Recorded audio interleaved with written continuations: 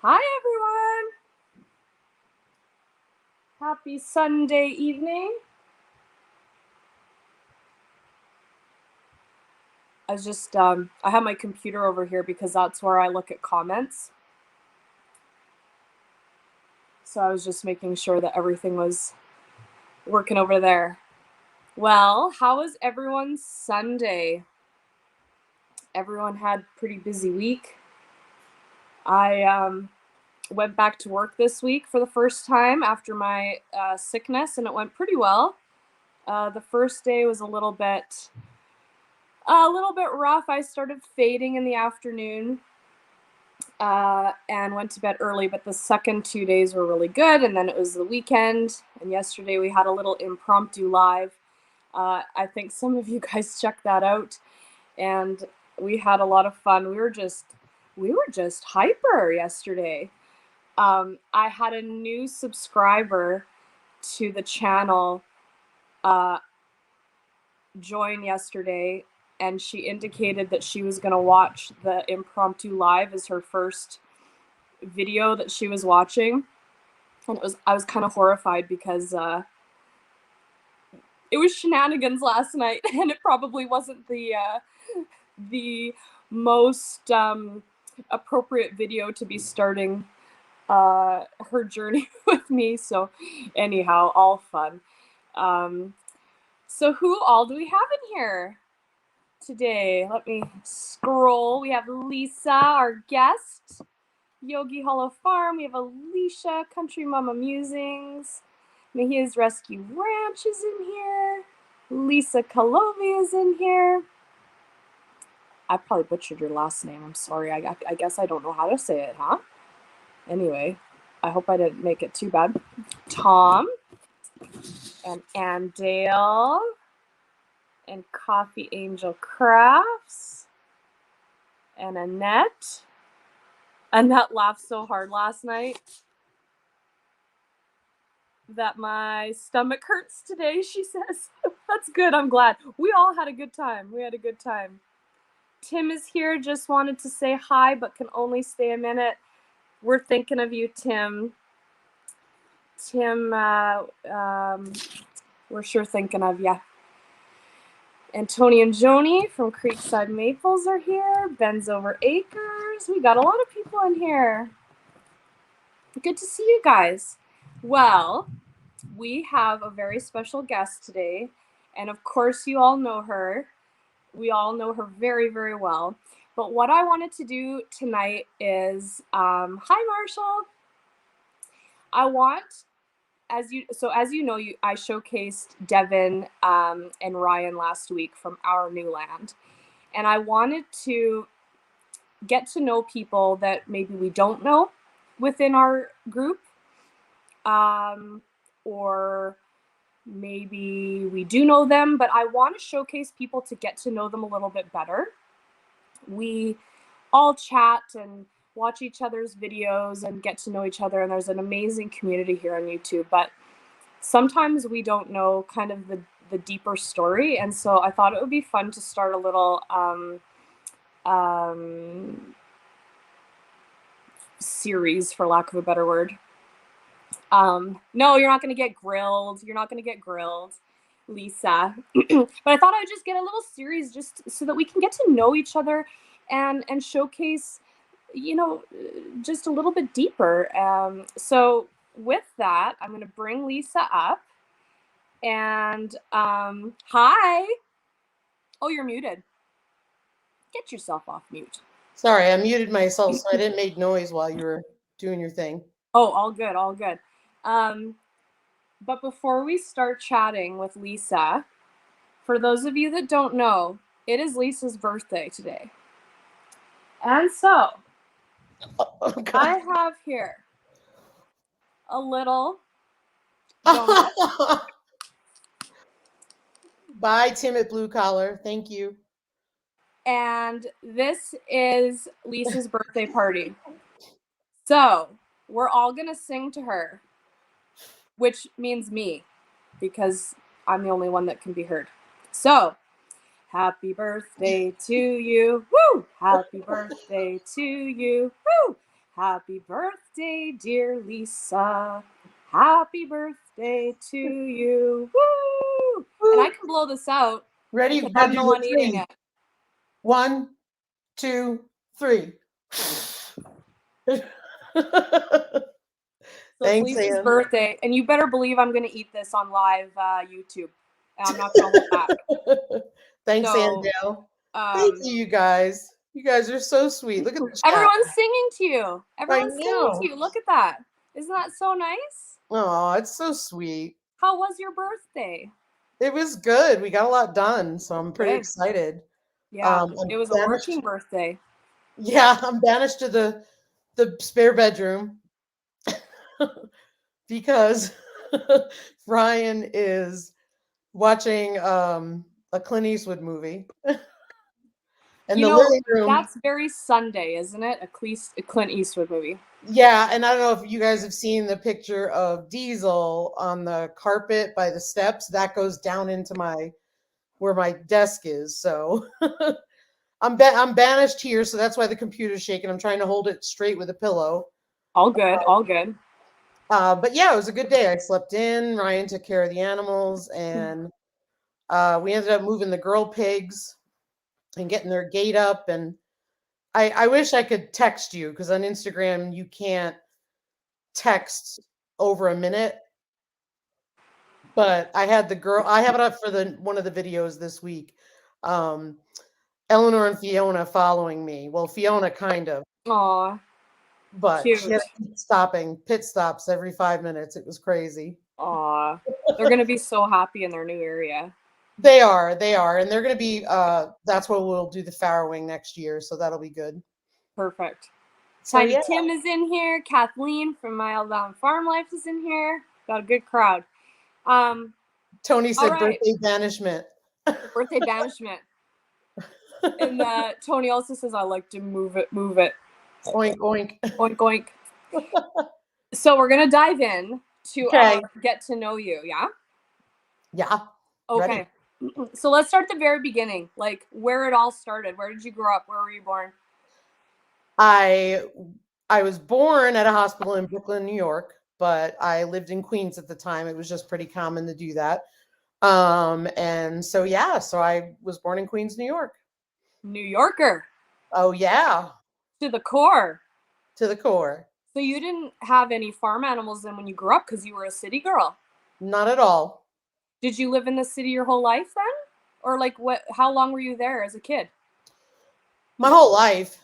I didn't move to upstate New York and then Connecticut until about 1996. So okay. When you were a kid, did you want to have a farm? Like, was that your dream, or did you ever think about it? I don't think that I ever thought about it. I mean, living in the city, that was not something you thought about, quite honestly. And but it wasn't a dream of yours when you were a kid to like do that. No.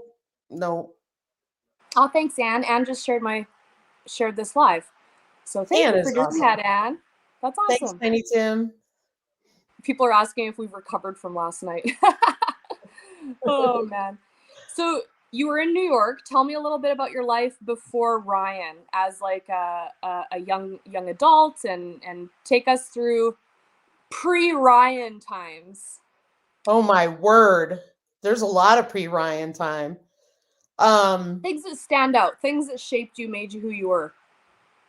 I grew up in the city. That shaped me and made me who I was. That's definitely something a lot different than growing up in the country.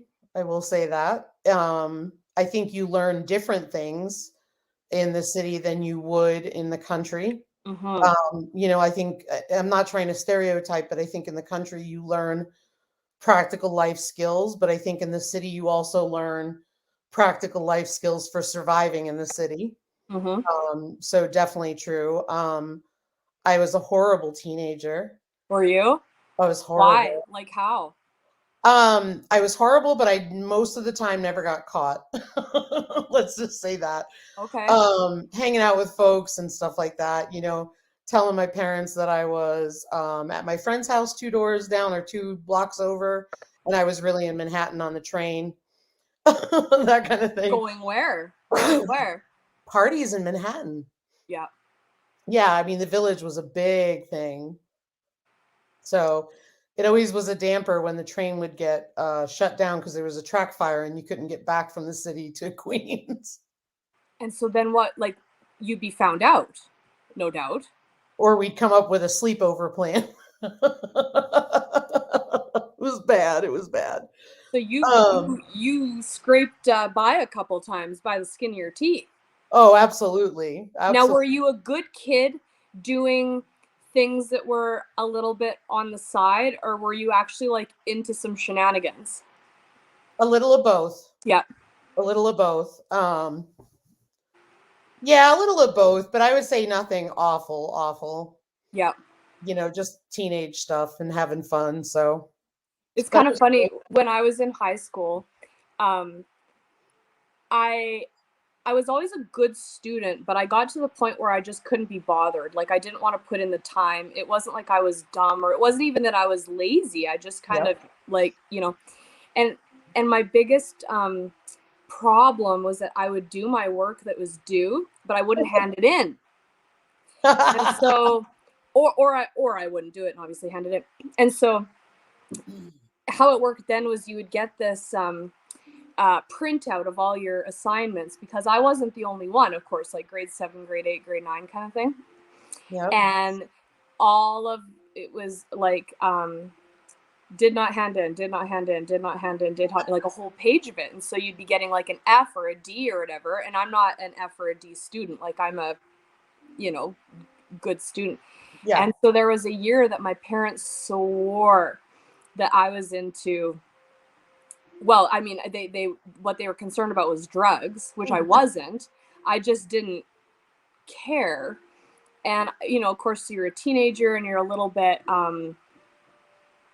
not I wouldn't say I was defiant, but maybe a little bit closed off. Oh, And so yeah. you're closed off, you're failing school, all of this stuff. And so Yep. they did not know what to do with me. I remember my dad pulled me aside one day when I was at my grandma's house, and he flat out asked me if I was doing drugs.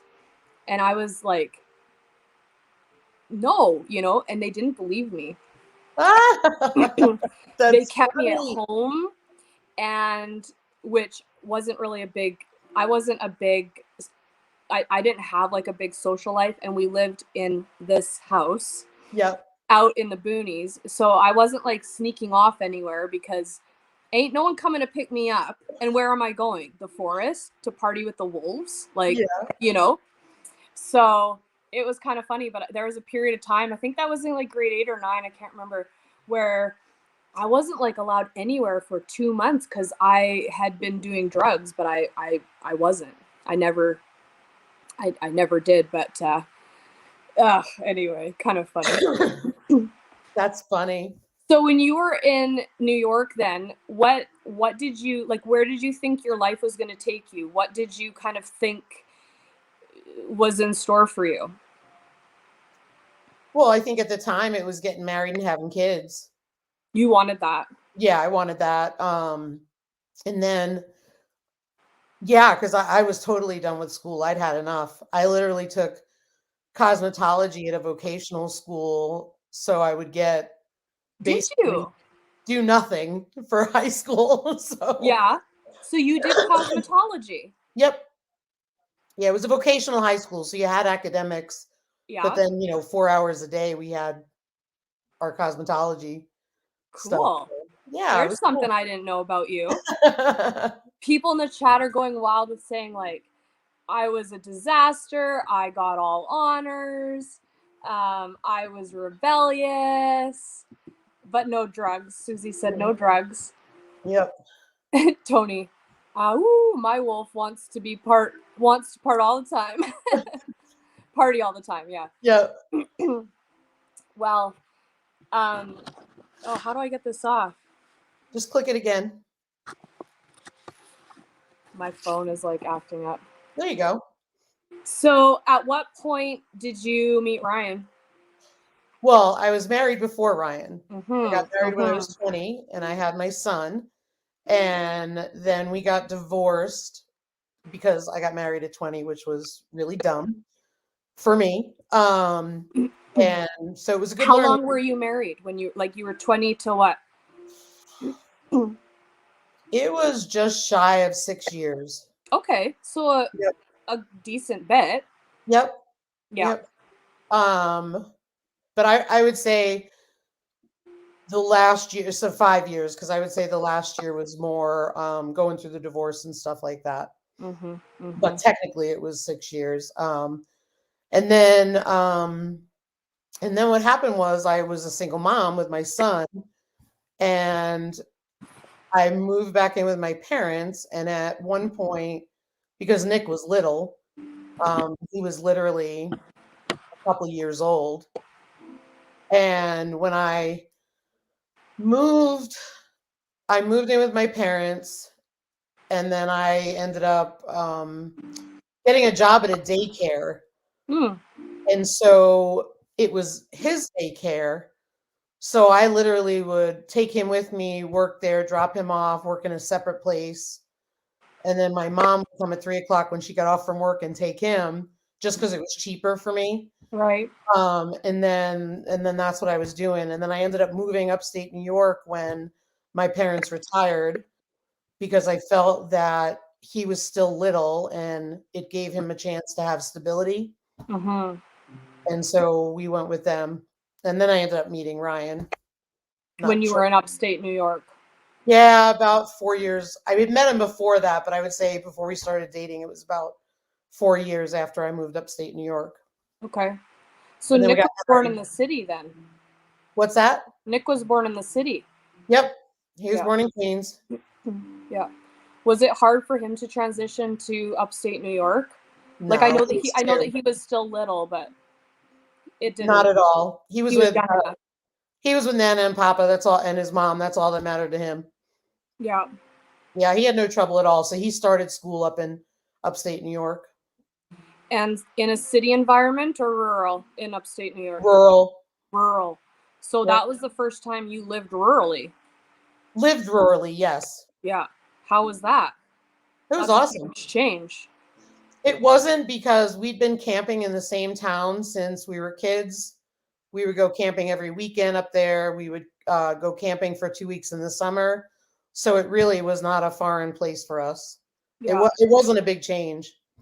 Did it feel more relaxing living rurally? Yeah, absolutely. Like there was no hustle and bustle of the city, and well, and different, because now I don't know how it was for you, but so obviously I grew up here, but then when I left to do college and everything, I lived in a city from that point on until we moved back. This was the first time that I lived in the country again. And in our city, nothing's open after like 5 or 6 p.m. Like we live in a decent sized town, all right, but maybe that's a states thing too. But it's like I'm used to stuff being open till 9 p.m. or 11 p.m. or whatever, and everything here closes, and on a Sunday, nothing's open at all. It was the same in the town that I lived in. Was it? So that's like a huge adjustment. It's like you want like Chinese food and you ain't getting it because it's Sunday at 6 p.m. Exactly. That's funny. So you met Ryan when you were in upstate New York, or you and then you knew him, but you started dating later. Yes. What drew you to him? How did you meet? Where did you meet? I worked for a car dealer right over the Connecticut line, because I lived in the tri-state corner, so it was New York, Mass, and Connecticut. Okay. So I worked at a car dealer in Connecticut, and I met him through there, but also because the salesman at the time grew up with him. Okay. So like a lot of you were introduced to him then, or he? Yeah, a lot of us would go out together. I'd get invited and he'd be there. And that was my thing. Like Nick would be young, and the deal was I wouldn't go out until Nick was asleep. So I used to tell my friends, my mom had no problem watching him, but I was not going to leave him until he was asleep. So that's what I used to do. Like I was there with him, put him to bed, and then I'd take out, and he would sleep all night. So my mom would be there with him. And Ryan's a younger man. He is. How much younger? 6 years. 6 years. Yep. So what was he doing? You were working at the car dealership, and what was he up to? He was still working in the mining industry, but it was a limestone plant, and a lot of the products that they made went into a lot of the fixtures that we use in housing, like tubs, sinks, toilets, you name it. It was limestone. Yeah. Countertops, yeah. Yeah. And then at what point in time did you move to Connecticut? Well, we started dating in 2000, got married in 2001, and right before we got married, he was living with his grandma and I was living with my parents. And so what we did was we bought a house together and we moved in and then we got married. And where were you living in Connecticut then? Like Norfolk, not what city, but like I don't mind saying Raleigh I'm not there now. So city. Yeah. Norfolk, Connecticut, which was known as the icebox of Connecticut. Did you like it there? Why Loved why it. why there? Really good school system, really beautiful town. Had a lot of things going on. They had the Yale Music Shed Mm. there where they had concerts in the summer. Convenient for work right down the road. It was affordable. Mm-hmm. I mean, quite honestly, we scraped everything we had together to get a house. Like we pawned stuff. So just to get the house together, and because things in Connecticut are expensive. Yeah. Taxes too. So we ended up finding this 1938 Sears kit house Mm. and we loved it. I'm So sure it was beautiful. I love yeah, old houses like that. They have such character. they do, and they need a lot of work. They need a lot of work. They need a lot of Yeah, work. So how old would Nick? How old was Nick when you guys got married? 7, 8. So he was still little. How Yep. was that transition for him? Good, good. I mean, I Yeah. think normal to be expected. Yeah. There's a honeymoon phase at first and then it settles in. Um, but I think overall good, no issues. I mean, Yeah. ups and downs, don't get me wrong, that would For be a sure. lie if I said it was perfect. For sure. Um, but yeah, it went pretty well, I would say. And then Ryan worked nights for Okay. many years. Yeah. And then when he took on a supervisory role, he would work nights and work 30 something days straight of 15-hour days. Wow. Yeah. That's exhausting. Yeah. When they were short a supervisor, they'd do it. It wouldn't be all the time, but Yeah. That's hard. oh yeah, Yeah. absolutely. So what made you talk to us about the move to South Dakota? What prompted that? Ryan's work. And why South Dakota? Ryan's work. Same reason we moved from Connecticut to North Carolina. That was a bigger adjustment to North Carolina Yeah. versus South Dakota and anywhere that we've moved. Just because culturally it was very different than what we were used to. Yes. The Because we were up, South. well, we were up in a Tennessee border county, Okay. so it was very rural. Mm-hmm. And that's why it seemed so culturally different. Mm-hmm. Especially where we were. Like when I was in Asheville or Raleigh, Durham, or anything like that, I never felt that. But because it was a very rural town, it was a lot different. Yeah. Um, so we were in North Carolina, and that's what brought us there. And then South Dakota, same thing. An opportunity came up for Ryan that was too good to pass up. And so it was a hard decision, but at the same time, you have to do what's best for your family, especially when, you're younger. You know what I mean? Thanks, Diggs, for coming by. Bye, Dig. I have been watching the chat, you guys. I'm letting Lisa talk, but there's a lot of good comments that people have been expressing that when they settled down, and Tony was saying that he settled down when he met Joni, and Kathleen saying that she settled down when she met her husband, and yeah, a lot of people can relate. Yeah, Sure. I totally know what you're saying about North Carolina. So for those of you that don't know, I lived in North Carolina too. I think everybody knows that by now, but Daniel and I were in Raleigh. Well, we weren't in Raleigh. We were in Durham for 6 years. And I totally know what you're saying about the border towns and those kind of little mountain towns. I loved that. We would go, we would do beach trips and we would do mountain trips, and some of the places we'd love to go get like a little tiny bed and breakfast or a little hole in the wall place in the mountains and just be away from anyone. And it's a very unique mindset up in the hills, you know. It's a very unique group of people who you know, live the way they do because they don't want to be around people, and they want to be out there on the land. And I can appreciate that in some regard, because I find the older I get, not that I'm old, but just my mindset is trending more and more that way, you know what I mean? Yep. So Sorry, I it's had to funny. move. Oh yeah, all good. Yeah, where we were in Mitchell County, and that was a Tennessee border county that was also very much filled with Appalachian mountain culture. So it was definitely something that was much different than what we were used to. Hey, Yeah. Niecy. I haven't seen Nisi in a long time. Good to have you. We have so many great people here. Thank you for coming, everybody. Tony grew up in the hills, and there was nothing where he grew up. Yeah. So you moved to South Dakota, but you didn't have the property that you had now initially, right? Because you just, or did, when No, we had this property. you bought this right off the bat. Yeah, what happened was Ryan came out in March of 2019, and when we made the decision, I had said, you know, like North Carolina, we were all in, we just jumped and went.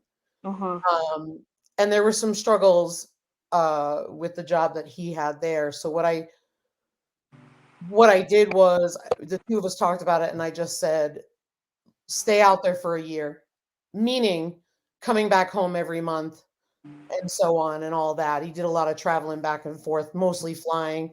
But I said, before we move and sell anything, we're going to make sure we absolutely love it. Yeah. And so that's what we decided. Well, then he was out here in March of 2019. And then I think in October, I said, I've had enough. Like, I'm done. This living apart is getting old. Like long distance marriage kind of thing. Yeah. And I said, look, I know that we do what we got to do, but I said, I can't. So let's do it. So then I ended up giving my notice, and but I gave them a long notice because it was a newer company that just started up.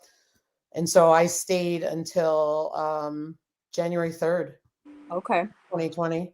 Yeah. And then I literally got in the car and drove out here and was by the 6th. So were you nervous about South Dakota? Like, I think people who haven't been, and I've been, I think it's a gorgeous state, but it's not for everybody. Were you nervous at all? No. I had come out. So Ryan mostly did the traveling back and forth. And so he would fly back and forth for a couple weeks of the month and work from home, and all that, because they knew that, you know, he was going to have to move us and all that. Yeah. And so I had flown out 2 or 3 times, and I fell in love with it. You fell did. in love with it. Yeah. So you weren't nervous at all? No, I was excited, because you have to understand, I mean, we grew up in New England, or I grew up in New York, he grew up in New England, then we were living in New England, and we as a family, as a young family, we drove everywhere. So we've been to Vermont, we've been to Maine, we've been to New Hampshire, we've been to Massachusetts, we've been here, we've been there, Pennsylvania, Jersey, like all that stuff. We've seen it all. Yeah. This was like a chance to see something we've never seen before. Yeah. Yeah. That's super cool. I think that a lot of people who have grown up in the city that I'm familiar with, and of course you being in New York, like that's like a pretty big city, understanding that you had rural encounters and lived and stuff, but some of the people that I've met here who are from big city almost like can't. Our city is about 200,000 people, the greater metropolitan area, and now we're out quite a ways from the city, but where we work and stuff like that. And people will say it's too small, we can't. The people that are used to, you know, Toronto and, some of these bigger centers. And it's Wow. always interesting to me that's the case, because to me this isn't a small town. You know what I mean? At all. Yeah. And Um, I'm looking up because, Hmm. so you said 200,000 people. Rapid City is 75,258. and that's the greater area. So including like I think the city proper is like 110, but then we have like we have quite a sprawl. Okay. And so when you include that all in, let me see. Oh, I'm on my phone. Can't look at that. Anyhow, but it's like, it's not a small place, but people feel stifled here. Either you love it or you don't, and either it's too small or it's too big or it's just right. And so I didn't know how you would feel coming from New York to like then South Dakota, which is like its own brand of environment, right? Yeah, I mean, I've been out of New York since Right. 96, and when I Right. left New York, New York is not the same as when I left it. Yeah. I mean, I went back years later, to take my mom down to visit somebody and all that jazz, and I was like, this is not the same place I grew up. No. So there's no love lost. Like, I remember my fond memories, but there's no love lost because it's not the same place anymore. Yeah. If that makes sense. Yeah. Thank you. Yeah. And so, I mean, I saw Ann talked about North Carolina. I mean, we loved living in North Carolina. Don't get me wrong. We loved it. We did too. And I mean, but Ann Dale, she's in a beautiful section of the eastern part of the state, is my Beautiful. understanding. Whereas we were not there, and we loved it. Don't get me wrong. We went up to Tennessee. Bye, Lynette. We went to Tennessee and all that stuff. Really enjoyed it. Savannah and everything. But yeah, I mean, I don't think that I think we were just excited. And again, we didn't have this whole plan in our head for a homestead when we moved out here. Yeah, well, and that's what I want to talk to you about next. So you buy this place, it's 2 acres. What was your vision for the property at first? Well, can I back up for 1 minute? Yeah, please do. So, and I'm sorry, because I think I got far afield and didn't answer that. Ryan was out here living in an apartment, living in a rental house. He had moved a couple times. And when he was looking for housing, it was impossible to find because it was tourist season. That's a real thing here. And so finding property here. It's snowing here, Marshall. It's snowing outside. Oh my gosh, I'm loving it. Yeah, it's snowing. Sorry. Oh, that's all right. So basically, here we were looking for property, and you either find property that, what's the best way to say it? Really low priced,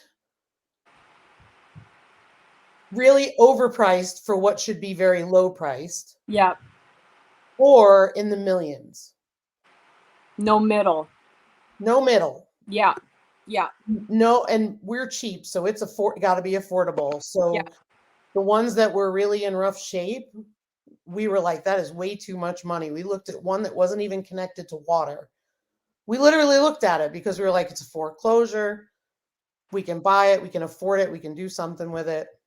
It didn't happen. So we found this place, and it has the 2 acres, and it's easy to work for both of us.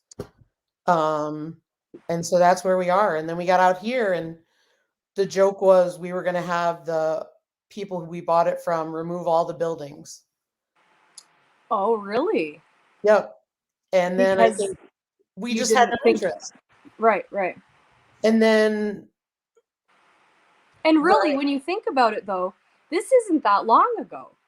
This was, I mean, we closed. Like, we're in 2021. Yeah, we closed on January 3rd, 2020. Yeah. So we're talking nearly 2 years ago. Yep. You had no vision for a homestead at all. We always thought about it as we were older. Sure. But not actively when you bought your place. It was like, not right now. Yeah. Or not this location. Yeah, because a lot of the areas we bought didn't have the land. They had restrictions, whatever it was. Yeah. And it just wasn't a priority. Yeah. we always talked about it. I used to joke and say, I want a cow, I want a cow, I want a cow. And, Ryan worked on farms. So he's like, no, you don't want a cow because you don't want to chase them and find them when they get out. Yeah. Yeah. So at what point did you start thinking, hey, we should get something? the thing that you had started, and we got nervous. The illness you had Yeah. started, and we got nervous. And really, that's where our story begins, is we got nervous.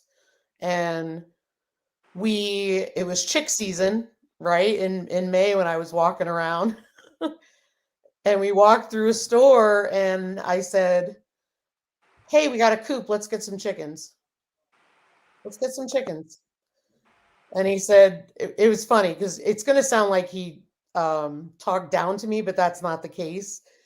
He said, let's go home, do your research on chickens. And if you really want to have them, we'll go back tomorrow and get chickens. And he said that because he knows me. I'm like, oh, it's a cute little baby chick. I got to have them. And then I'm like what I say to my kids, like, if you really want this and you still want it in a month or 2 or 5, then we'll do it. Yeah. Exactly. Yeah. Because he knew me, and I used to do it to him every year and go, oh, let's get chicks. Let's get chicks. And I really didn't want the chickens. I just wanted the chicks. Okay. Gotcha. So, I mean, that's just our banter back and forth. So he turned around and said, do it. So, of course, I came home, did my research, got a brooder set up. Yeah. And and that was it. We came home with 8 of them, thinking that some may pass away. Right. And the next day I went and got 4 more. So right off the bat, you had a dozen. Ryan was like, just get a dozen. That way, if we lose any, we've got enough. Just get a dozen. And we did. And we had them. We still have them, obviously, but yeah. And that's what started, because then we had to renovate the coop because all the buildings on the property had not been cleaned. Yeah. Yeah. But what stopped you from just renovating and cleaning the coop and like tear down the other buildings or not use them, or were you already with the chickens getting in your mind that, hey, maybe we're going to want some other stuff? Yeah, already. And then I was already getting into it when we did the chickens, and it was so fun raising the chickens and having them around. And as you know, my chickens follow me everywhere. Mm-hmm. And I got on YouTube. I'm going to be honest. I got on YouTube and I watched all the big name channels. Mm-hmm. I found out all about Kuni pigs. Mm-hmm. We were going to get meat pigs anyway. And we started that journey, building for meat pigs. Mm-hmm. And then last January, because pigs were hard to find in South Dakota, because of all the shortages, people were selling piglets like none other. Oh, okay. And every time I would say, hey, I'm interested in your piglets, they'd say they're gone. They posted them 10 minutes ago. Wow. So this went on for a while. And finally, the end of January, we found Maggie and Winston mm-hmm. on a Craigslist post. And then we went and got 2 of them. And when we were there were 6 of them. And Ryan turned around and says, do you want to get another one? And I said, I would, but they're sold. So we only got the 2. And then we had you would have even had more. Oh yeah. And then we got bit by the Kuni pig fever. Oh yeah. And I was only supposed to have 1. Oh yes. So you have pig math going on. I do. I love them. And still have pig math going on. Oh yeah. And it's going to be worse next year. What is your favorite thing about farming? I love the animals. Yeah. I mean, I can say the whole self-sufficiency thing and all that. That's great. But I'm going to be honest with you. I love the animals. Yeah. Just like being around them and having them part of your family and just having that connection. Yeah. I sat in the pig pasture yesterday with Sherman and Grant. I love that picture. And She sent me a picture, you guys, of her in the pig pasture. you know, I'm just sitting there in my boots, sitting on the ground, probably sitting in pig poop. And, you know, I'm just sitting there and Grant is just, you know, using my boots to scratch He's his head. so cute. Oh my gosh. For those of you that haven't seen Grant, either A, watch her videos, which I'm sure everybody on this chat has, or B, go to her Instagram and see this picture that she's talking about. Although that was on her story, or was that a post? It's probably still up there. Grant, yeah, Instagram, he's on there, but Grant, even if you look at Grant or Sherman, because Sherman was we got Sherman was our first Kuni. I was wheeling and dealing with a lady in North Dakota. Yep. And we had to get a certificate of health to cross state lines. Yep. And that became a concern. So I ended up right after that, literally, I was disappointed about it. And I literally looked on Craigslist and found Sherman. Who was it? Sherman that me and you were talking all that day when you went to go get him? Who was that? Eleanor was and it Fiona. Sherman? Eleanor and Fiona. That's right. That's right. That's right. A lot of people don't realize that we drove from our part of South Dakota across the state almost to the North Dakota line. And that was an 8-hour trip. Long drive. One way. Hi, Joe. Yeah. So yes, we literally drove across and we got Sherman, and that was in March of this year. And then I got bit by the pig fever and I went back and got Eleanor. Yep. And you were the first to know that Eleanor was actually Eleanor and Fiona. That was so fun. So and they came in May. She sends me this picture and she's like, well, I think you just told me right off the bat, like, don't tell anybody, but, and she sends me this picture of Eleanor and then of this other pig, Fiona, and they were so cute. And so Lisa would stop every once in a while because she was so worried that they needed to be drinking and comfortable and all this stuff. So she would stop every now and again and she would get out and tend to them and make sure that they were okay. And she would send me pictures and I was at work. And so all throughout the day, and I'm like so excited because you have to understand Lisa and I are really close. And so I'm like invested in this. I'm like, so she would at every not rest stop, but every time she would stop, I'd get these little pictures and videos of Eleanor and Fiona. And it was just, that was a really fun day. That was such a fun day. I was so excited for you. And I felt like I had nothing to do with it, but I was so excited that day. It was so fun. I was over the moon. Totally. Of course you were.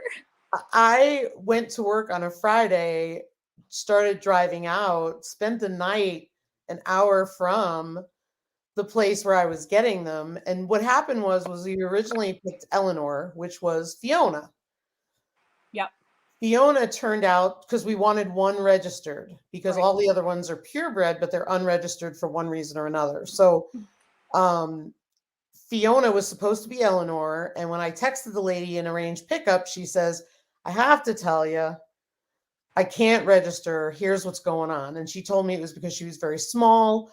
So she didn't meet the breed standard. So she didn't feel comfortable registering her. And I said, okay, that's fine. Do you have any more? And she goes, yeah, well, I have another one, separate bloodline, blah, blah, blah. And she's definitely registerable. And I went, I'll take her too. And so I came home with the two of them. So Eleanor is actually the registered one.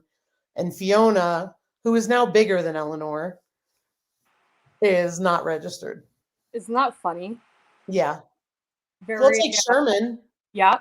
He's not registered. He's purebred from a beautiful bloodline, but he doesn't have the wattles. Yeah. It's just a freak, and so they wouldn't register him. Sherman, you freak. He's a freak. Oh, he's so cute. He was my first love. He's my good boy. Yes, he's a sweetheart. So breeding this year. Yep, breeding this year. Like coming up. Yeah. Yep. As soon as they mature, they take a longer time to mature because they're heritage breed. So, I can read all this different stuff. So it all depends on if they're interested and they're mature. Yep. So we suspect Sherman and Eleanor will be mature first, and we will give it a shot, see how it goes. But we'll also do it according to weather Yeah. because it's our first time. Yeah.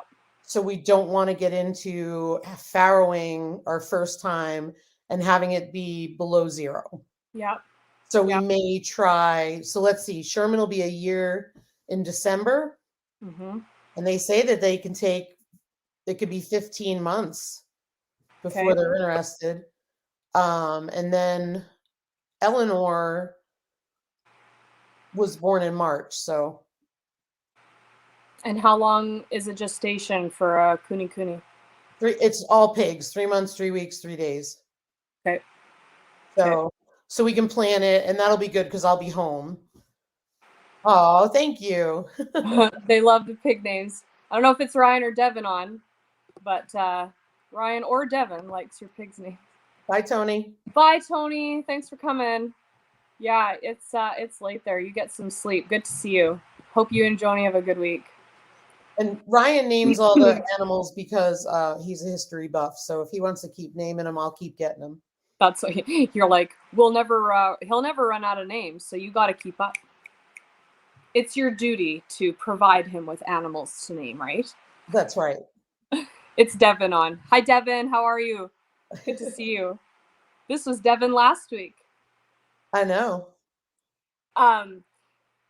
We have to be mindful of that too. So far, the only thing that has been birthed on the farm are cows, and chickens or whatever. But like, we're not. That's easy. Yep. Same thing. I breed mine a little bit later than most people do because I don't want a little calf in minus whatever, right? Right. And the thing about where we live is like in town, it's warmer. So people are already like, getting out of their parkas and, stuff. And we still have a month to go. And so people who are in town, now there's the city, but there is some agricultural areas down there. People are have bred their cattle and whatever to be born in, March.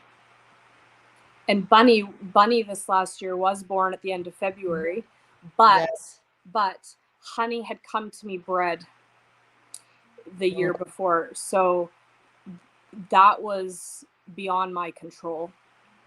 And so we really can't have anything being born until the end of March or April.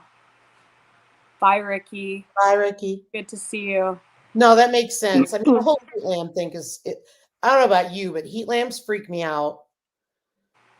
Well, and like, cattle don't really need heat lamps, but even Bunny. So Bunny was born February 28th, and it wasn't particularly cold last spring but and Netstar's calving at the end of February. Same here in South Dakota. It's still snowing and frigid, and they're dropping them. Well, I mean, and I'm sure it's fine. But Bunny had a little bit of a hard time she was fine. I shouldn't say that, but she was cold. And then we have all the wolves and stuff, and the coyotes start to come down in late February, early March. And that just freaks me out. I would rather get them into like the end of March and then I'm better. Yeah. So Annette says that she has to get them off the cropland to farm it, and I don't have that problem. So that makes total sense. But then, so with the sheep coming in the spring now, I have to really be careful because, lambing, obviously. So that'll be done in the barn with heat lamps because you have to. That's like a whole other, routine that you have to do. And they'll be safe, and I don't have to worry so much. But still, I mean, barn with heat lamps, so 2 years ago, I think it was 2019, I can't remember. Marshall might know. Do you remember Marshall? I don't know if Marshall's still on here. There was a year where we had a cold snap in February, and it was like minus 30, like February 20th. And usually our minus 30s, minus 40s are done by kind of the beginning to middle of February. And by the end of February, you're kind of, you might be, I'm talking Celsius now. So, Yeah. you might be minus 5 to 10 Celsius. You might be kind of hovering minus 8 or something until the middle of March, or, up at our house. Yeah. But that year, it was minus 30 until almost March. And, oh, Mama V's in the house. Hello. Hey, Mama V. And Jesus Loving Homesteader is a new friend to Hello. me. We met.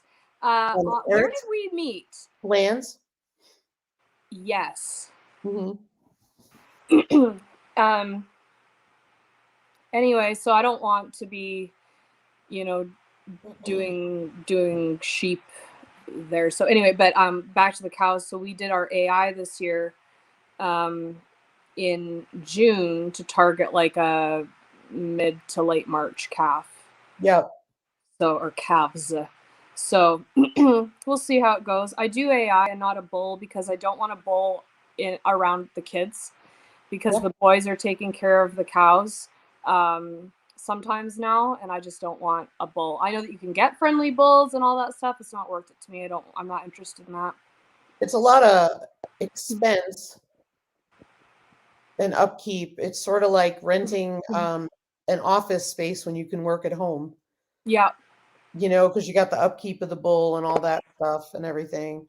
I mean, Yeah. that's why we have not moved on to any other animals. Number one, we've got space, right? We don't have space. Yep. And, we've talked about goats. And they're really cute. I just don't. If I could get a milking goat without having a breeder all the time, that would be great. Yeah. Let's put it that way. Yeah. But I don't know that I'm committed to that. So, we'll see. I think the other thing we talked about was rabbits. I always loved Josh the gardener's rabbit colony. Yeah.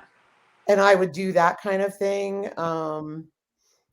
But yeah, I mean, so right now we've got 2 boars, two gilts. There'll be sows once they farrow, and we'll be able to continue that. And we've even talked about sheep. So at this point in time, like, and you just said, but like, what's kind of your overall vision then for your place, for your farm? Right now it's focusing on the pigs and learning more about them, especially since we're on our own here when it comes to pig care. Mm-hmm. So, farrowing is going to take that to a whole new level. Mm-hmm. Come to certain crossroads, perhaps, that you don't know about, and you're going to have to make some really tough decisions, perhaps, because I don't have a vet who will take care of a pig. So, and that's hard. A lot of people don't know what that's like. So we're in the same position. No vet is coming out here. Not for a pig. Well, no vet is coming out here for nothing. Really, not even for cattle. So that's frustrating. So I've had to do, I had to deliver Bunny, and she was, upside down and backwards. Ugh. And it went okay, and Honey's an experienced birther. That was not her first. She wasn't a heifer. Yeah. Anything that's done here, I will have to do. And if I can't do it, then it's on me. Yeah. So I can definitely appreciate that. And it's scary. And I'm sure that you were scared, or, are scared for this endeavor with the pigs, because pigs have a huge number of births. That's why we'll only breed one to farrow first. Like, how people breed all their pigs. Yep. And then they have them, it's farrowing season. Yep. No. So, I mean, don't get me wrong. I have no problem sleeping in the barn to be with the mama. Yep. If I need to be, I have no problem doing that. I have a friend on Instagram who's not far from me, who just did that. And I'm great with that. But, if you think about the anatomy of a piglet, they're like little jelly beans with little. Yeah. little hoovies. Yeah. It's a lot different than having to turn a calf or a goat around. Yeah. And even with breech, they tend to come out a little easier. But even when you have large litters, the reality of it is you have some deceased or stillborn animals. So Alicia says that you might have to have Sherman's ear caressed in order for him to do the deed.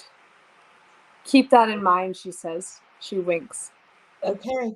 Alicia, I'll call you and have you come caress his ear. Oh, she's going to make you do it, Alicia. That's so funny. Well, and same thing with sheep is I'm told, and of course I have no experience, so perhaps people in the chat can speak to this too, but from what I've been learning speaking to people is that sheep kind of have a high death rate, like just of dropping dead.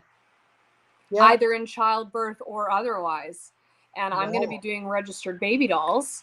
And I love my cows, so I can't picture ever getting rid of my cows ever. But my thing up until now has been breeding cows. Yep. That's been my thing. And I flip my herd every couple years, and I sell and I breed and I do this and that. But I was talking to Daniel tonight and our oldest son, Jacob. I just think me and lambs. Oh, yeah. You're in trouble. It's I'm like in trouble. Piglets. And lambs, of course, usually throw twins or triplets or whatever, or at least the baby dolls do. I know most breeds kind of do at least two. And when they're registered, there's so much money in it. And so I might, and you can have 6 or 8 sheep on the same amount of farm that you could feed one cow. Mm-hmm. So if I had, 20 ewes having 40 lambs, not that they would all live, let's say you get 30 lambs out of it. That's like, I mean, not quit your job money, but it's substantial, right? Of course, yeah. You don't net that because there's, cost involved, but you know what I'm saying. So I think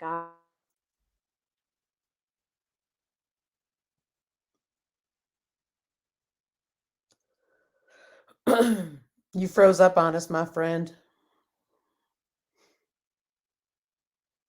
I'm in. Can you hear me? Trouble? I can hear you now. So you think you're in trouble?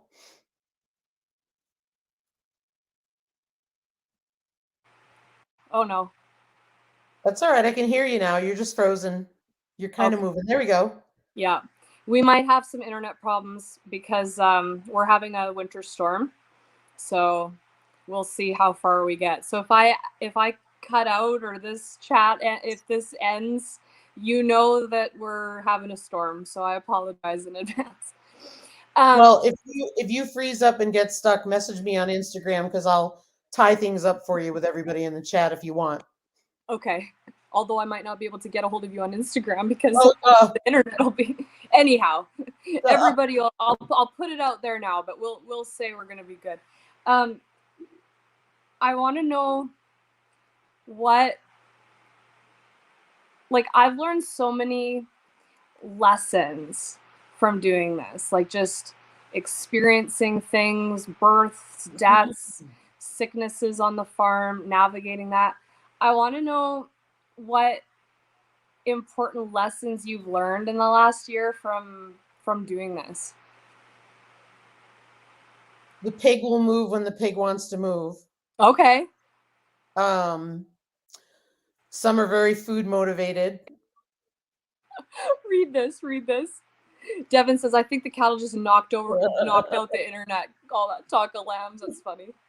That's funny he said that because Ryan was sitting out there working on the gate and Sherman and Grant kept coming up to him. And Ryan turned around and looked at him and said, "Are you part Old English Bulldog?" Because he does the same thing as bulldogs do. It's so funny. So funny. So the pig will move when the pig's gonna move. Yeah, the pig will move when the pig wants to move, and the animals are gonna do what they want to do. Mm-hmm. Like when we tried to load the big pigs that was rough. But Yes. it went okay, but it was rough. They're gonna go in when they want to go in. I think you had that with one of your cows. Um, and I think the other thing is, what did I learn? I learned that butchering my own meat is not that bad. Okay. Um, I know when I was younger, I couldn't have done it. Yeah. But since I've started this, I had the mindset, okay, the meat chickens are only here for meat. They're Yep. not going to be here long. You always get attached because you take care of them. Yep. I mean, you're a human being. Yep. The meat pigs were here. We named them because we wanted to respect them, but I was able to let them go. Were you surprised by that? I was. Or did you figure that that's how it would be? You were surprised. I was surprised by it. Don't get me wrong, it was sad. And Yeah. Ryan always said this, and he said this the first time we butchered. And I said, "How are you doing?" Because he hadn't done it in years. Yeah. And he said, "It's never easy. If it was, there's something wrong." Okay. And I always keep that in my head and say, it's okay to be sad, Yeah. but I feel like we've given them the best life that they could ever have. And everybody says one bad day. I don't feel our animals had a bad day Yeah. because it's human, Yeah. because they are treated with love from the day they arrive, and they're treated with love from the day they leave, and their end of life is humane. Yeah. So I don't think that they even know it. Yeah. Yeah. I was worried about that too. I remember the first time we got meat chickens, and I was really excited about it. And we went and picked them up, and they're these little fluffy, like Oh, cute little things. And you know, you take them, and you almost think that you're just like any other chicks you've ever had. And then I remember looking at Daniel one day and saying, and this is a little bit morbid, I apologize, but like I remember saying to them, you know, every last one of these cute little fluffies is literally gonna be dead in someone's freezer in 2 months. And I think it was just very, oh, you have a birthday wish. I think thank you. it was the first time we had death on the farm, but not for food at that point in time. We had death from illnesses, or we had got rid of animals via sale or whatever, but we had never actually like done anything for food at that point. So that was a very humbling,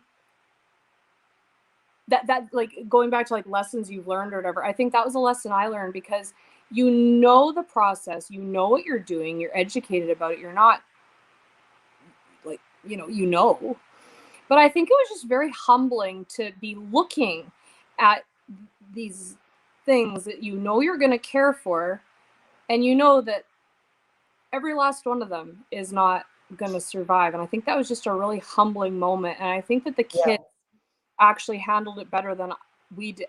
I did. Daniel was fine, and I was fine. Like I wasn't upset or, distressed or anything like that. But and the kids just kind of said to me like, "Well, mom, like that they're the meat birds. Like what are you chirping for?" And maybe it's just a lack of, emotional maturity to think that deep, or maybe they did and just knew, or whatever.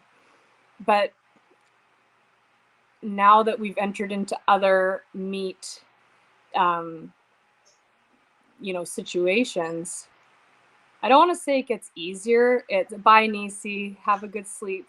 Bye, Nisi. I don't want to say it gets easier, but I think that like when we got cows, Daniel's like, I don't know if you're ever going to be able to part with one of them, for sale or for butchering or anything. And I didn't know either. And now as I'm getting into it, there's pretty much nothing that I don't think that I couldn't do. And that sounds really callous, but I think No, I it's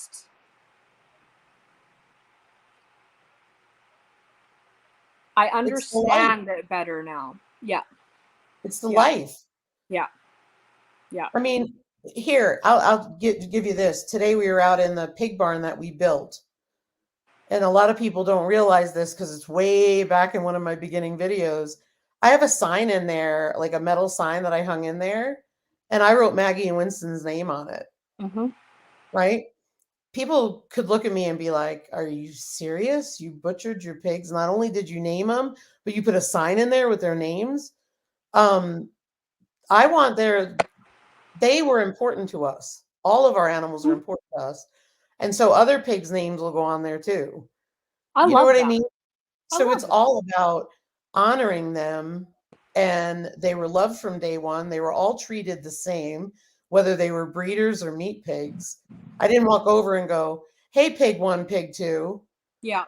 I and know some people they'll have to do that get so it. that they can't get attached. I So totally get it. if that's the need, I'm just plugging my phone in if you're wondering what I'm doing. Here we No, that's all right. I'm shifting again. I'm sliding down. go. But yeah, I mean, I love that. yeah, I mean, I have that there, and we plan when we farrow, we plan to sell the piglets and then also keep some for meat. But we do want to sell the piglets because of the area that we're in. It's hard to get those pigs, and even unregistered. For example, a lot of them will go for 250 a pig, unregistered, and registered they go anywhere from 600 to 2 grand. It's crazy what a difference it makes, isn't it? And I mean, the other thing I'll do is I'll raise pigs, sell them to somebody and, friends of mine and stuff, and then raise them while they're here Mm-hmm. and then have them take them, that kind of thing. It's just that this will be a smaller yield than the big ones we had. I think it's so important. You think about what's being sold in the stores, and any of us who have watched those shows, it's like where like these chicken breeders, and Yeah, how they actually, there was a thing on our news lately. They did a raid of a dairy farm about right. 4 or 5 hours here for mistreatment of dairy cows, and they showed the conditions, and it was absolutely appalling. And that's for dairy. Yeah, But who knows what's in your meat from the store? You know what I mean? And I think as challenging as it may be to grow meat at home, I mean, it's worth it's worth all of it. absolutely. I mean, our poultry was cheaper than the store when we Yeah, raised it last year. That was yeah, our Red Ranger birds. The Cornish cross, not as much. I didn't worry about the analysis because, quite honestly, we were just trying them out. yeah, And I don't know that I will, because as you know, we butcher them because we would have to bring them to an FDA approved processor, and that's impossible to find. yeah, We did that with our pigs, but um, it just takes forever. So that we butcher the chickens ourselves. We'll end up butchering our 2 ducks ourselves. Um, and just the reality, we have 2 males, yep, and there's no yield for us. The other 3 were taken, they were the females. Um, and so we're feeding something that's not giving back, yep, water, food, everything. yep, Yeah, yep. Butcher Day is a somber day. Very appreciative of what they provide, and we don't take it lightly. I think that's all absolutely. you can do, right? It's all you can do. Absolutely. What is like, what is a tip that you would have for somebody just starting out with farming? Make sure you want to do it. It makes me think of Thor Haven's video of so many reasons not to homestead. And Yes. Yes. I saw that. I have loved being home more. I have enjoyed it. I have no problem being here. It is my happy place. Whereas a lot of people would not be happy not going on vacation, not, going to North Carolina. I was lucky that somebody stepped up when my mom passed to be able to take care of the animals because I was a wreck wondering what I was going to do with them. Yeah. And this person offered to me, and that's why we took Diesel, because I didn't want to put a dog on top of that. Right. But yeah, I just think it's a lot. You need to be committed, otherwise you're gonna hate it. I don't know if yeah, it might have been Chilliwack or Abbotsford. Marshall's close to me, so he knows. Cool. Yeah, yeah. Um, if you had no barriers, Oh, money wasn't an issue, infrastructure, whatever, what project would you do on your farm? what project? Yep. Not projects. Sure, projects. Sure. We'd have more land. We would have more land so we could have more animals and have cows and all that. Um, and I can tell you the biggest project we would do, the first project would be buy the land, obviously all the other stuff, but what we would do is have one barn to house everybody. Okay. The girl who we got grant from has this set up, and we fell in love with it, and it just makes sense for South Dakota. One barn, right? There's a feed room, there's stalls, for lack of a better name, for every animal that fits in there. So she had a mama with piglets, she had pigs, she had chickens, horses, ponies. And so she literally had all of them housed in the same place. The beauty about it is everyone goes outside Yeah. to their own little areas from the barn. Okay. But when it's cold and wet and snowy, the barn remains closed and everybody mills about in the middle. Hmm. And it just makes sense because you're not heating water, you're not heating all these different places when we have that sub-zero. Yeah. If needed, you get one of those heaters that hang from the ceiling that blow, Yep. and it's safer. It's Yep. not near hay, and it just makes sense. Sorry. No, it's fine. You got that stuff lingering. Ugh, it's annoying. And when I get into it, then it lasts for a while. No worries. That sounds like an amazing barn. That's what we want to build. So we're That's at a incredible. crossroads looking for land because it is still off the charts nuts here. Yeah. Yeah. Here too. Here too. Yeah, Missouri has good prices. You can get cheap land if you go way up north. Mm-hmm. Which I love it up there, but like where we are, it's kind of one of the prime places in the province. So, yep, everything's a lot. What's the best compliment you've received about your farming? Like not about your animals, but about like what's the best compliment you've received about you as a farmer, or about how you've done things, or Oh, so not about what I've produced. not about what you produce, Okay. something like about you or your style or your management or your success or what. Trying to think.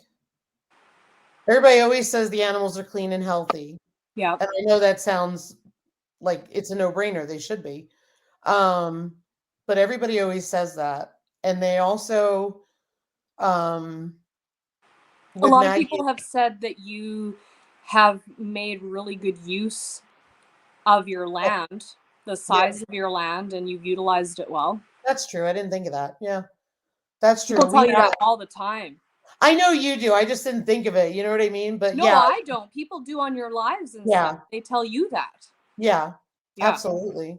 Yeah, we've done that. And I think the other thing is people, thank you, Joe. People have also said that they were blown away by the way Maggie and Winston were treated as meat pigs. Yes. They were treated as loved animals. Like I gave them a ball one day Yeah, yeah.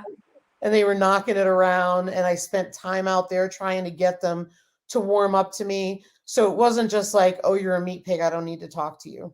Yeah. You So gave them a very good life. yep. Well, you might as well. I mean, they're going to be with you. Why why wouldn't you? You know, I don't understand that. I know that there's people that operate like that, but I don't either. yeah. What about a criticism? What criticism have you received? Oh, honestly, I think the criticism that I've received is quitting my job. Really? You've received Yeah. criticism for that? Well, I don't know that it's criticism, but I get, oh, it must be nice. Or, So like a little snide? yeah, there's a lot of snide. Like, Really? yeah, I've gotten, oh, it must be nice to be able to retire so young. And I'm like, well, I also spent my whole life, the two of us, saving, and we also don't buy a ton of stuff. Yeah. Like and usually it's folks who are very materialistic, um, and have, you know, brand new stuff all the time. Um, and then I think the other thing is, like, why would you retire to build a farm business? And it's like, well, because that's fun. Yeah, not everybody understands it, huh? Yeah, not everybody understands it. They're like, well, you're not going to make anything. Kathleen's heard that a time or two. Yeah, I agree. I can't understand that. Like, cuz to me, yeah, I agree, Anne. Like, I can't Thank understand you, how Ann. anybody wouldn't be happy. I don't get it. Yeah, and I think Farming definitely I know isn't everybody's thing. So people, if it doesn't mean anything to, they're like, well, why would you do that? Like, but really, so there's a common theme here. oh, This it's very common. That's crazy. The other thing too is what a lot of people don't realize, and I don't want to get into it, but Ryan's still working for a reason. Let's just leave it at that. Yeah, Okay. He can leave too, but he's got his decisions of why he's doing things. And sure. we're very supportive of one another. So, this was a long time coming, over the past year, because we've done a lot of reflecting. Yep. And I've talked about that before, so we don't need to get into that, but I've done a lot of reflecting, and so that's why we're going to start making soaps and all that. I'm not looking to be a millionaire. Yep. You're looking to do something that you enjoy and get fulfillment of, Yeah. and to get whatever out of it that you can. Yeah. And think about it, it's quality of life, because that's the other thing. Ryan, works closer by, and so, there's things like he'll be off on a Friday, and whereas I would normally work a full day and be gone 12 hours or whatever, I'm home. Yeah. So, I mean, that's quality of life. Absolutely. Well, even with Daniel's broken arm, he's been off for it's now a month and a half. And some of that was down and out recovery, and now we're kind of in a moderate recovery where he can do a lot, but there's a lot that he can't do. But he's been home. Yeah. And it's so nice to be able to know that he's home, right? Like, so I go to work. I mean, don't get me wrong, I wish I was home. That's a whole other thing. But it just, I don't know. It's comforting to me somehow. I don't know how else to explain it. And I don't know. I hope that one day we can formulate something different. We have it pretty good because we do have we have more days off than anybody has, and we are able to spend time together and do things and enjoy the farm together and stuff. So we have it very good, and we're very lucky, just as part of our natural careers. But I mean, even so, farmers are not thought of very highly anymore. Stores got to get food from somewhere, not thin air. Agreed. And that takes me back to the price of meat these days. And I think we figured out with our pigs, we figured out it was $5 or $6 a pound. Yeah. Everything. And $5 or $6 a pound. I Yeah. mean, I know that you can get cheaper pork, but you know Yeah. what? I've never had pork like this in my life. Yep. And we don't need to go to a grocery store for meat. We Yep. have not had to do that. Um, and between the local cow that we had, the chickens and all that, we've probably, for the two of us, we've probably got a year and a half of meat, That's awesome. if not more. I mean, we don't even know because we're still new at that. Yeah. Yeah. That's awesome. Yeah. Absolutely. People don't think about it, because they don't have to. They just, Mhm. you live downtown, you go get your meat, whatever, right? Yeah, and I mean, I think that's the thing. Like, a lot of people don't realize that, we don't have debt. We've worked very hard to handle that stuff. Um, I think I joked the first toy we bought was side by side. Mm-hmm. And that it's like, and it's that thing has paid for itself in helping us work smarter, not harder. You know, Essential, really, honestly. yeah. Ryan just said to me today, he was like, "We probably would have never built those pastures in the back if we didn't have that thing." Totally. And I said, Totally. that wasn't the driving factor, but that's a good point, because Mm-hmm. I drive down there to feed him when I was going down there, Yep. especially not in the summer when we had a hose, but when the minute the hose freezes, it's bucket season like you. Yeah. So why Good carry? old bucket season. Hate it. But what are you going to do? I put it in the back of the side by side, drive it down, and then I carry it to their dishes. Yep. Yep. Essential. So Absolutely. aside from water freezing, and I think one thing that's been big for you is like what you just said, like butchering and processing and stuff. Have you had any barriers, would you say? Like, have you come across any big barriers that have kept you from doing what you want to do? Not being able to find a USDA processor. Yeah, that's Because been your biggest thing. yeah, I think that when we had the pigs processed, we did not pay to have that inspection, so ours is not for resale, Right. which we don't care, Right. because it was for us. But think about it, a lot of states have exemptions, we don't, that I'm aware of, and I still have to look into it. But I'm even supposed to have an egg license to sell eggs. Mm-hmm. So if I want to be able to sell farm fresh meat, homegrown meat, I have to find a USDA processor Mm-hmm. and pay for that versus being able to do it myself, Mm-hmm. which is cheaper. Yep. And we can still follow the same protocols, but I get it. But I mean, that's the thing. I can't go to a farmer's market with meat and sell it because I don't have what they require. Is that something that you would ever look into getting? Absolutely. Absolutely. I looked at I will get the egg license because I do want to sell to campgrounds around here. Oh, okay. I think it's better than the farmer's market because our farmer's market is like tiny. Is it? Yeah. And so with the tourism, I'm thinking of that. And then meat wise, I would love to do that, but Who the knows? USDA processing is the problem. Yeah. Could you become approved yourself? I have to look into it, but you have to have a facility. Gotcha. You have Well, that facility. goes back to if you had no barriers, you will have your own facility. I would totally have my own facility. What do you stink at? What are you bad at farming? What is your weakness? And what are you good at? What do you just like rock the socks off on your farm? Rock the socks off. I'll go first while you're thinking. Okay. I made a video today that I'm going to be posting later this week. So I have all these ideas and visions for things, and I am not handy. I don't know how to do anything. I have so many things that I could build. I don't know how to run a saw. I don't know how to do any of that, and I wish I did, and that's my goal. I want to.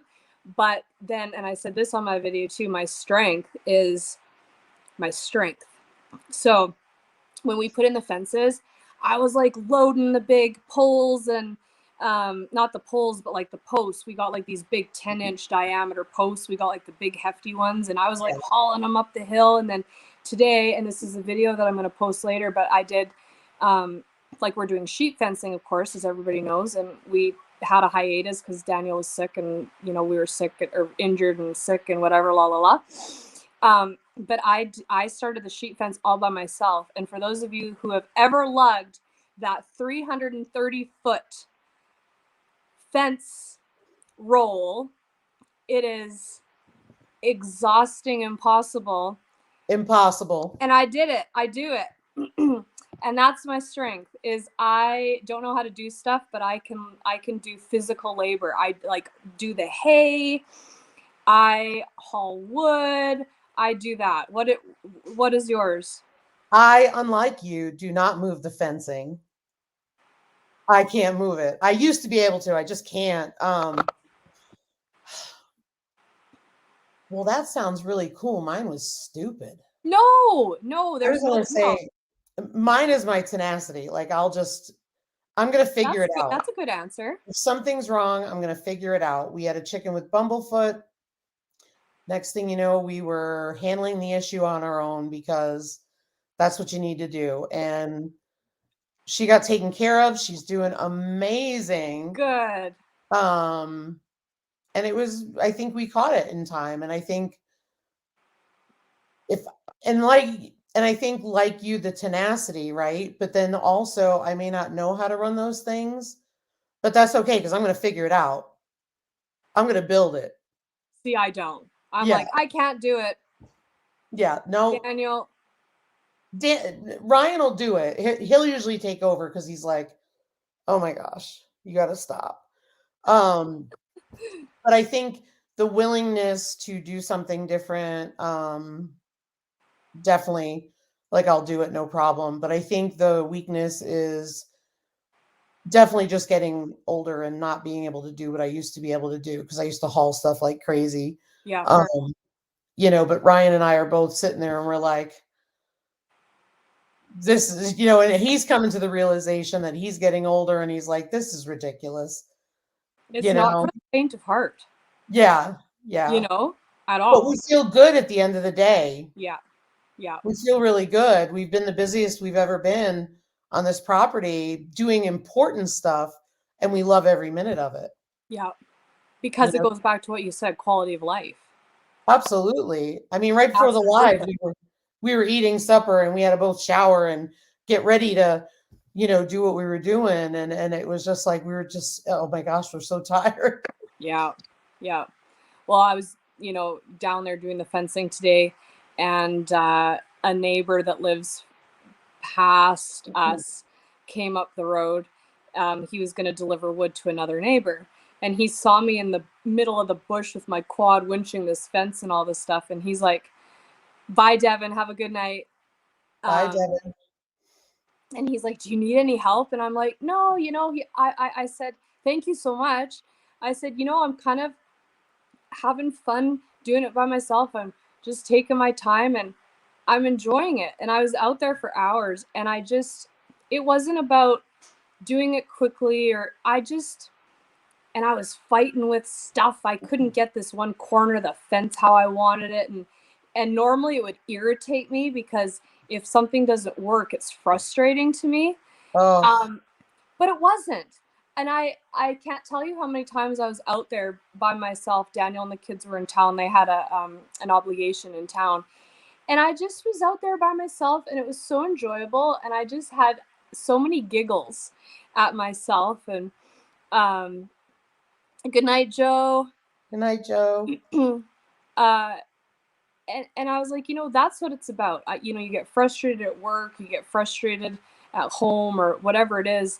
And it doesn't matter what we're doing or how hard we're working, physical labor. I love doing that kind of work. It's so fulfilling. Absolutely. I couldn't agree more.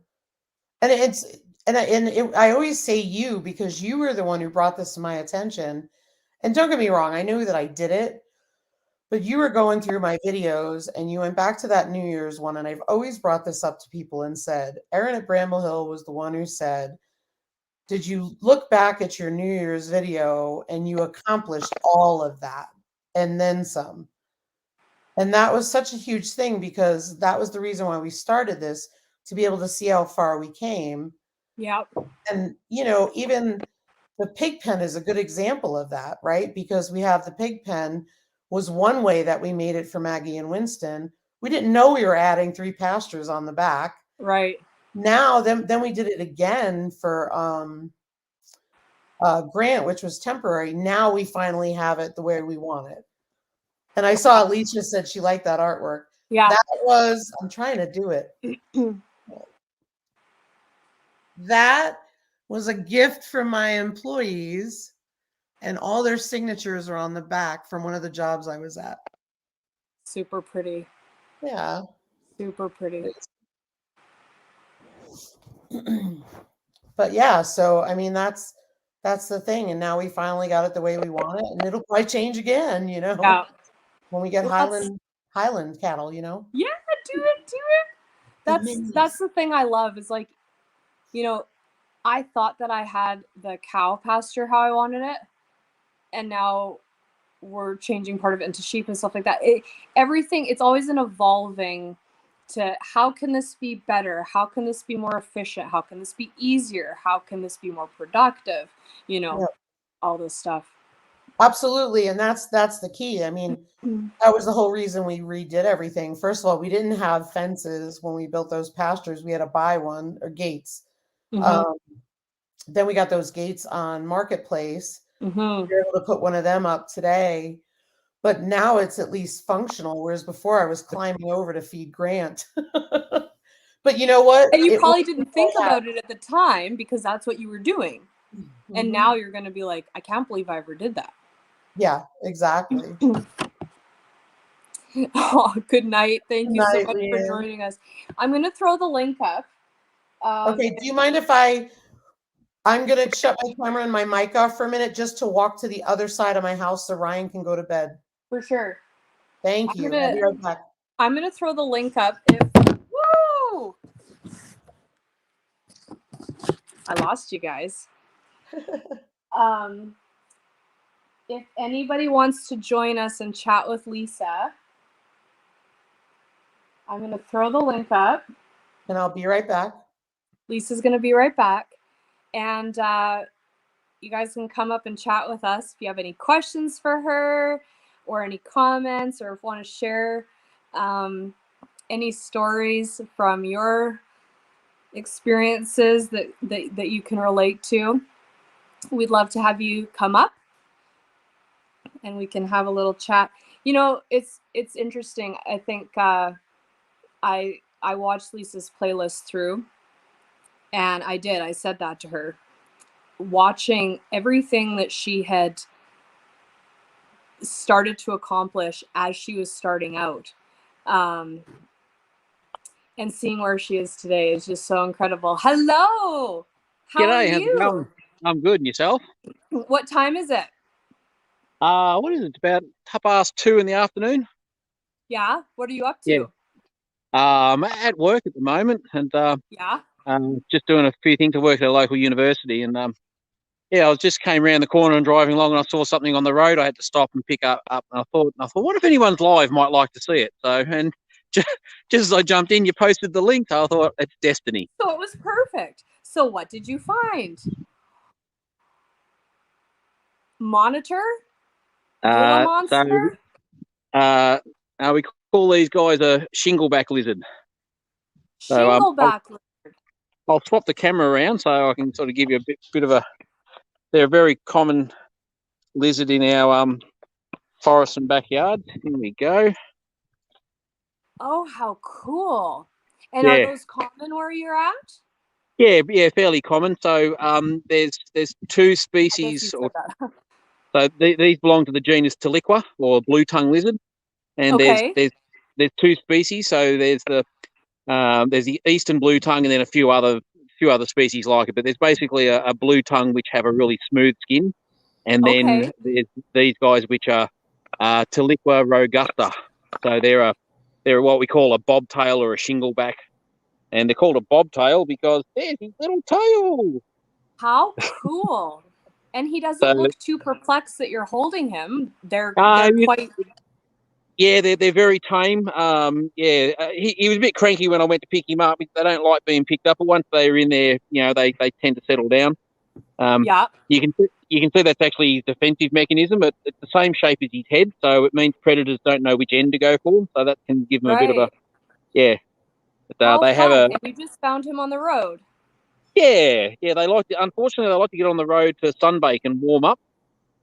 He's definitely very warm. This one's a bit unusual too because they're a blue tongue, but his tongue's really black, which I haven't seen before. But I can get him to. Oh, there he goes. Ooh.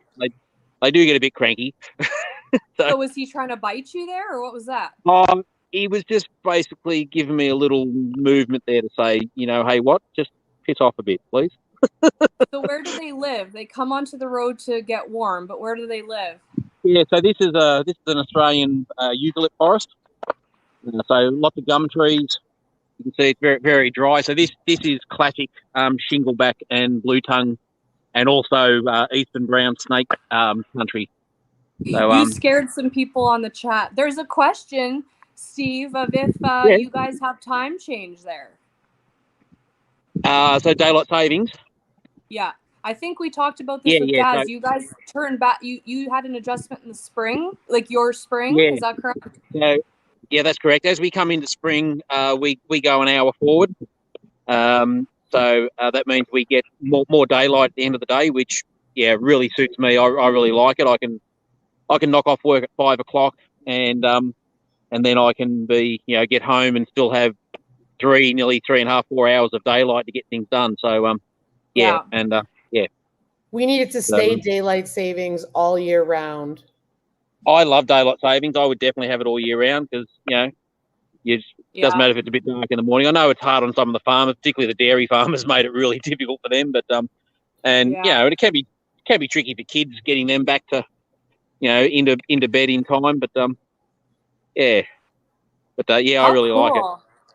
Yeah, this guy, he's little. I don't know if you can see his little claws. Let's see if I can get some light on there. You're not helping me much here, buddy. Oh, there we go. Let's go that way. Hey, Aaron, switch the tiles so we can see more of him, if you don't mind. They have a really, really beautifully formed little paws. Tiny little sharp. Yep. Here we go. That works. If you're all right with it. Yeah. They are so tiny. Hands. So he's probably he's only juvenile, so he's probably only about 2, maybe 3 years old. Okay. They get up to about 1.5 foot, fully grown. Okay. And their cousins, the eastern blue tongue. I've got a pet bluey at home. They get up to about 2 feet. Wow. But, Alicia says little dragon claws. Yeah, look, they and particularly when you look at the head, they've got a real sort of dragon look to them. So these are very very popular as pets. Are they? Yeah, so a lot of reptile breeders, they're quite easy to breed. These guys are also. I've actually got I caught one here a little while ago. I got a video on our channel about this particular species, and people have had a good look at that and enjoyed it. These guys are actually monogamous. So if this is a male or a female, somewhere around here will be the opposite, and they stay in the same area, and then each breeding season they find each other, and so they basically mate for life. Interesting. So it's doubly sad when we see these guys squashed because we know that's a breeding pair that's actually been disrupted, and sometimes they will repair, but it's not the majority for sure. So and they only. You said that they're pets. Is it illegal then to take them from nature, or do people do that and disrupt the pairs? Okay, so it is illegal to do it. In fact, if I wasn't a licensed reptile relocator, what I'm doing here is actually illegal to the letter of the law. It's not generally enforced because they are a fairly safe backyard animal. But so taking them from the wild is called poaching, and it definitely can get you into big trouble. Yeah. Unfortunately, we have a market, particularly in Southeast Asia, for Australian reptiles. So quite, every year we have a couple of cases where we find, dozens of these hidden in Pringle packets and socks and things, and they're trying to smuggle them out of the country to sell them for big bucks. Yeah, it's really tragic because they know that only half of them will survive, but they only need half of them to make big money out of it. Yeah. So and it's just really sad. And when you say big money, like what are we talking? Upwards of $20,000. What? Yep. Oh my lambs! In particular areas, up to $20,000. 5, 10, just depending on the species and that. So, goodness. There is a. To me? Yeah. Can you? So yeah, look, so Lisa wants them. It's a big problem here for people. Unfortunately, will go out, trap them in the wild, and bag them up and send them overseas. So I'm just joking. I didn't want you to do that. Good night, Kathleen. Night, Kathleen. That is wild. Show his belly. He's really neat looking. Yeah, he's generally pretty good. They are popular pets. So there's a lot of registered breeders. So you can, if you want to own one, you basically have to have a captive bred one. You can't take them from the wild. But that's the same with all of our. Basically, every Australian native animal is protected under state and federal law. Makes sense. So it's actually illegal to kill a snake over here. Really? Yes. Yeah, you can face it. You can face up to 2 years in jail or $20,000 in fine, depending on the state and the laws. Not here. Oh my lambs! Yeah. Of course, I don't think anyone tells anyone. Well, we get a lot of people that get. That? Sorry. How do they enforce that? Like, if you're out on a trail and you kill a snake. Yeah, well, my philosophy is pretty simple. If you're out on a trail and out in their environment, then you have no right killing it. If you see a snake, you avoid it. For sure. But if people do it, I would imagine that would be difficult to enforce, no? Absolutely, and that's the Achilles heel of it. In that the enforcement, the catching of people. I've reported, many people. Some people will post their, they'll kill a snake and post it on Facebook. I've reported those to the department. I don't hesitate. If anyone's on here and hears me, yes, it was me that reported you. I'll do it in a heartbeat because I'm here for wildlife. But I haven't heard of a successful prosecution, which is really sad. So, I'm looking forward to the day that someone kills a snake and gets a year in jail and $20,000 worth of fines, and everyone else in Australia goes, "Oh, holy shit!" They're actually serious about it. But until that happens, yes, and that's why I do. And that's also why I do snake relocation, because what I am is the solution for allow you to treat the animals ethically and legally. Yep. Right. Makes sense. Well, thanks for showing us that. That is cool. Tell you what I'm going to do. I'm going to put him down over here in the bush, and you can actually see him take off. See how he moves. Go on, buddy. Off you go. Oh, you're so sweet, Trinity. Don't be cranky at me. Go on. Go on. Oh, did you see that there? Yeah. Yeah. He's not happy with you. That's his defensive posture, so. And that's just our snakes have a similar, different species of snakes have a different reaction as well. They'll basically puff themselves up and try and look big and scary. But, go on, off you go. Go on. That's an alligator. Go on. You see the mouth on that thing? Yeah. Keep an eye on him. And then as soon as I jump back here and he knows he's safe, he'll take off. But as you can see, beautifully camouflaged in the bush here. So, the old dry. I can't even see him right now. Yeah. Are you making fun of me? I'm like. I know, it's like. Yeah, they're unreal. How cool. How fun. Yeah. But they're I've got a pet blue tongue at home, the other version of that genus, and he's a cracker little lizard. Now, you showed him on somebody's live once, I think. Did you not? Blue collar. Was it blue collar? Yeah. Because I remember seeing him. Blue collar, I was over with the kangaroos, but, and we have kangaroos that come out of this forest all the time and come up here around the residences, and I film them quite regularly. I think it was on. Oh, it might have been blue collar, yes, because I was I did one at home as well. That's right. Yeah, I got him out of his enclosure. Yeah. That doesn't sound right though, Lisa, that it was him and Trinity's. That doesn't sound right. I think it was because I think Steve, it was Monday because you had off. Maybe? That's right. Yeah, I was home. I was sick that day. You could tell I was really, really sick. So seems par for the course. Well, if you ask my boss, I was sick. If you ask me, I was perfectly fine. I was sick of work. There you go. But you didn't say that on here. Amen. They're not watching. I didn't say that at all. No. I got good bosses here. They actually understand the need for a bit of a sanity day every now and then, so they're really good. Yeah. Well, that's good. Well, nice and sunny there, it looks like, huh? Having a beautiful day. Yeah, we've got a bit of blue skies. There's a fair amount of water predicted this week right across Australia. So we just uploaded a short from last week where we got absolutely dumped on in an hour, and we had like 2 feet of water around our house. Yeah, that was fun. So I'm hoping you get a lot of water just gently. Just take your time. You don't have to dump it all in an hour. Just don't go nuts. Just a little. That's right. Just moderation. Just spread that over the day. Yeah. The problem with this world, everyone, including the bloody clouds, are in too much of a hurry. Just take your time. Just do it gently. That's right. No, it doesn't happen here either. And usually it's either hail or snow. Yeah. Yeah, it's true. Well, I sure appreciate everybody joining us. Lisa needs to go eat some cake with Ryan.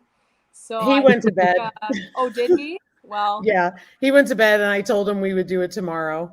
Oh, okay. Well, I didn't want to keep you from your cake. No, that's fine. Life is better with cake, that's for sure. Life that's is fine. better with cake. That's all right. We're extending it till tomorrow, so that's a good thing. Well, that's fun too. Then you have like a second birthday. Absolutely. And he got me my favorite birthday tradition cake, which is hard to find in places. It's a Carvel ice cream cake. What's Carvel? Is that a brand? Yeah. So when I was younger and when we were in Queens, my mother, when she worked, she would walk to work and she would go to Carvel, which was like an ice cream store. Okay. So Tom Carvel founded it. And so they make a chocolate and vanilla ice cream cake. And we had that for every birthday ever. Yum. And so then Carvel branched out and you could get it in the store, which is not the same because they used to make it fresh there. But it's really cool because he actually found one. So I'm super excited about that. Yeah. Where did he find it? I don't know. I didn't ask him, but he found one. How fun. Maybe he found it in Walmart. I don't know. So, Steve, what are you up to the rest of the day then? Got just a couple little jobs to do, couple of residences, and then I'll head back into the office and get some admin work done. And bye, Trinity. Thank you. And then head home. Although I might. It's really time for afternoon. Well, we call it afternoon smoko, which is a smoke break, but I don't smoke, so afternoon tea or I might head around to the local bakery. I've got a hankering for an absolute Aussie classic. If you ever come to Australia, you've got to try an Aussie classic out of the bakery. Okay. It's called a vanilla slice. Oh, nice. Sounds delicious. So, yeah. So it's flaky pastry. It's not like puff, but it's sort of like a soft biscuit on the bottom and on the top, and then you have beautiful vanilla custard in the middle, and then you have a white icing over the top, and you buy it in a fairly big square that sort of fits in your hands. Yeah. Good night, Andy. I approve. Bye, Anne. Have a good night. That sounds delicious. That sounds wonderful. They're fantastic. So with a cup of coffee, and you get the sweet icing and the custard, and with a coffee, they're sensational. So that you're like describing my dessert to a T. I love stuff that's filled with custards, and that's like right up my alley. Oh I'll yeah. have to send you a Carvel ice cream cake. I don't think it would make it. Vanilla ice cream, chocolate, and in the middle it's got the chocolate crunchies. Yeah. Well, Lisa and I have been talking that I'm going to come visit her. So nice. I'm gonna get a cake. We'll have to have Ryan get me a cake when I come. I'll get you one every night you're here. Every night. I better stay a long time. You bet. And then Steve, we're both gonna come see you, and you can take us out for dessert. Fantastic. For that. Got some great options here. My grandmother used to make trifle, which is still one of my favorite desserts. It's hard to eat a good trifle. Oh yeah, but she did it the old Australian homestead way. So it basically floated on a lake of sherry underneath. So you look forward to getting down to the bread down the jam roll down the bottom, because it was just packed full of alcohol. It was fantastic when you were a 12-year-old kid. You're like, here, kids, you get the top layer of fruit and pudding, and mom and dad and grandma are getting the deeper. I was thinking that Steve would go over and beg to serve, just so he could get down to the bottom. Well, here's a funny story. Here's a funny story. Like back in the day when my dad, he's in his 70s now, and when he was a young kid, 10 or 11, they used to have the local dances. So out in the bush area, and there'd be a local hall, and everyone would make something to share for supper, and so there would always be 5 or 6 trifles. And him and his mate would wait for the supper to finish, and everyone else would go back dancing. And he'd go and they'd grab the trifle bowls, and they'd grab some napkins, and they'd tip all the leftover trifle into this napkin and drain out all the sherry. And then the two of them would sit out the back and drink, 10-year-olds drinking a big glass of sherry each and getting pissed as monkeys. Genius. That is genius. I would have just taken the bottle from the liquor cabinet. That's too easy. That's too easy. He got enough thrashings from his dad without doing that. That's so my dad was not a good kid. He was a bit of a lair. Well, you've given me an idea, because every Christmas I have a holiday cookie party. So I'm thinking that I should do that, and then but throw a trifle in there and see what happens. Oh, and look, sherry, brandy, I reckon even with a bit of Jim Beam would be really nice down the bottom. But you could do anything. Yeah, but that's a traditional Aussie trifle. It's always got to have alcohol down the bottom. But now a lot of people now use fruit juice. Laura from Hedgehog's Homestead is saying hi to you. Hi, Laura. Great to see you. Hello, Laura. Good night, Mama V. Have a good night. Night, Mama V. Possum and Homestead saying good night, Mama V. Thanks, Mama V. The other one you might like when you come over here is Pavlova. Okay. Oh, is that like oh no, that's that. What's it's got that? Meringue.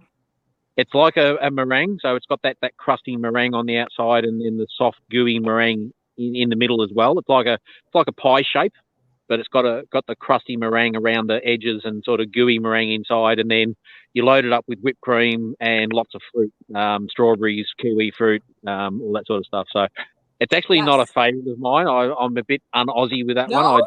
I don't really like it for some reason. Not a meringue guy? No, just not a meringue guy. Yeah. Yeah. But it is very, very popular. And the New Zealanders reckon it's their dish, and we reckon it's ours. So it's a bit of an international contention as to who actually owns it. Yeah. Got a little territorial disagreement going on. Yeah, look, if you want to get an argument going, just get an Aussie and a Kiwi in the same room and say go for it. Over dessert. Oh, over anything. Yeah. I was going to say, not limited to that. Yeah. Oh, look, it's a bit of good-natured ribbing. We have a close relationship with New Zealand, and that goes back to World War I when our troops and their troops formed the Anzac Corps, the Australian New Zealand Army Corps, and we fought in the trenches alongside each other, and we love them, and for that reason, we like to, you know, give them a bit of stick from time to time. Give them a hard time, yeah, you betcha. Yeah. Particularly the funny way they talk. Yes, of course. So how long of a break do you get? Oh, whatever I like, really. I work. Oh, that's nice. Yeah, I'm pretty self-monitored here, so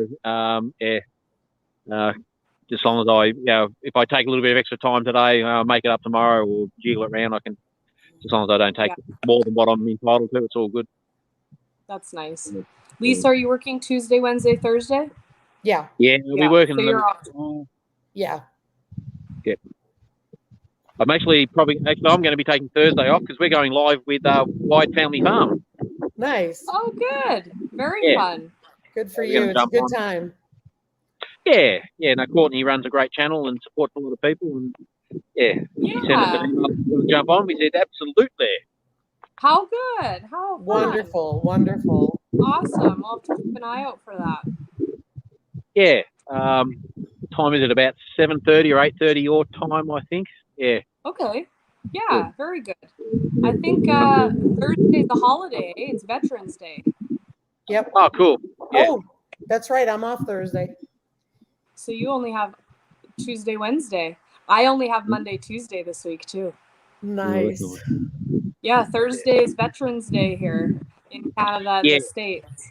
Do you celebrate that in Australia at all? Or? Yeah, we do. We have 2 days. So November 11th is Remembrance Day. Yep. So that's a worldwide thing from the armistice from World War One.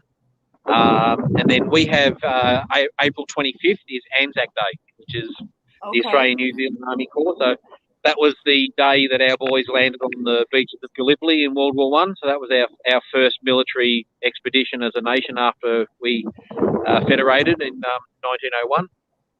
Okay. And so that's been a traditional day for commemorating our returned servicemen. So we have a big parade that goes down, and the returned Aussies from we don't have any of our World War One diggers left. The last one died a couple of years ago, but we've still got a few World War Two. We've got Korea, we've got Vietnam, we've got peacekeepers. So there's still quite a lot of the Middle East and the Gulf War veterans as well. So even though all the Anzacs have gone, we still celebrate Anzac Day as a day to remember those that went and offered the supreme sacrifice and those that actually paid it. That's nice. Yeah. My great granddad was an Anzac. He fought at Gallipoli. Yeah. He came back a shattered man. He got very badly injured, but he came back and had a swag of kids, and one of those was my granddad. So just as well he did. You're appreciative of that legacy he left. Absolutely, yeah. And these you have a lot of people complaining about how tough life is at the moment, but you look at these guys. They left their family, they left their wives, they left their kids. They travelled to the other side of the world. They lived in mud, shit. They fought. They saw their brothers and best mates killed alongside them. They lived in mud day in, day out, and they did it, with very little complaint, and they did it for us. I really don't think we've got too much to complain about when you put it in that context. I don't know if you guys have seen the picture going around where it's like all the awful things that have happened in the last, century, and how many of that happened in, the 20s, the 30s, the 40s, the 50s kind of thing. And then just for perspective, it's quite interesting, when you actually stop and look at all the things that happened in the 1900s through to, a lot of very historical things happened before 1950 even hit, and we've been pretty lucky. There's been awful, of course, and terrible things that have occurred, during our lifetime as well. But perspective is important, too. For sure. And that's not downplaying the fact that, some of the things we're putting up with now aren't difficult. They are, no one likes what's going on. No, I'm I'm not saying that to say that we should say, oh well, it's nothing. It's not nothing, but we, as I said, a bit of context and a bit of perspective on what people have done before us, and the fact that they shouldered arms and stuck together and did the right thing, and we should be doing the same thing. So, in a lot of cases, yeah, it's true. Indeed. Well, and there's the Spanish flu and the Great Depression, and the list goes on and on, and we've had horrible things like, September 11 and various things, and this is profound. And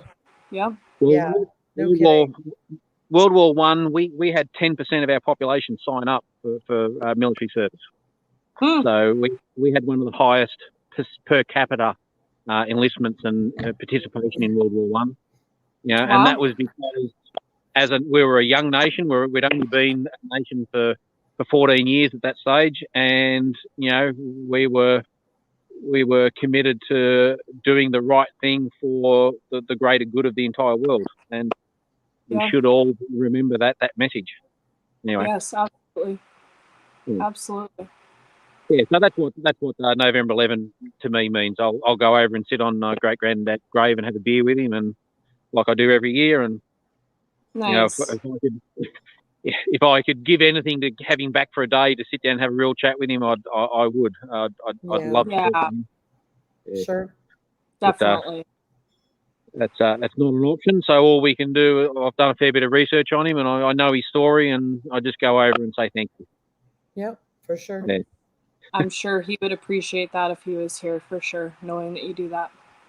Yeah, and the other thing too is that when I say thank you to my great granddad, I'm also saying thank you to every single serviceman that went, male and female, in every conflict, and from both sides, people need to remember as well, the soldiers on the other side, the Japanese and the Germans or whoever, were also fighting for a sense of nationality and doing what they thought was the right thing, and we need to remember that, and remember that the true cause of war and conflict is not the common soldier; it's the guys pushing the buttons. Yeah, everybody had loved ones, Exactly. No matter what side you were fighting on, people were loved, and Indeed. So that's what the day means to me and us over here, I think. So. Yeah, thank you for sharing that. That's absolutely very nice. Yeah. Well, I hope you have a good rest of your day. It's, I better. Getting to be a little on the later side now here, so I think I'll probably wrap this up and get the kids to bed. And I better go get a couple of things I need out of the shed, and then I'm pretty sure if I listen carefully, I think I can hear that Vanilla Slice calling me. I enjoy it for us. Absolutely. Look, I might even film it and do it as a short, just so you can see what it's all about. You should, and tag us in it. All right, cool. You're on. Have a great afternoon, Steve. It was so cool to see. Thanks for being here. That was super neat. Thanks for jumping on. Always a pleasure to talk to our American friends. Absolutely. Yes. Have a good rest of your day. Okay, and also just on that, Australia also remembers back in World War II, we were stuffed without the Americans, and we may not agree with everything you do, but we also remember the fact how much we owe you. So, there's always Australian love for our Yankee friends. Yeah. Well, thank you. Okay. Well, have a good rest of your day. Good night. You too. Take care. Bye. Take care. Bye. And I'm going to say goodnight to everyone in the chat, but we want to wish Lisa a happy birthday. Thank you so much. It was so great to be here on my birthday. Yeah, what a great live. Thank you for chatting with me for a little while and spending the evening and allowing us to get to know you a little bit. It was fun. Thank you so much for having me. Yeah. I even dried my hair for you. You look absolutely stunning. Well, and to everybody in the chat, I hope you have a good week. It's Monday tomorrow. For some of us, it's already Monday. Yep. Those of us across the pond. So anyway, I hope you guys are all doing well. And keep an eye out for new stuff from Lisa this week. I'm going to have a new video posted this week, and we'll catch you guys on our next live at a date to be determined when I'm not working. Happy birthday, girl. Thank you so much, girl. Good night, everybody. Have Good a night, good Erin. night, everyone in the chat. Hope you guys have a good rest of your weekend. What's left of it.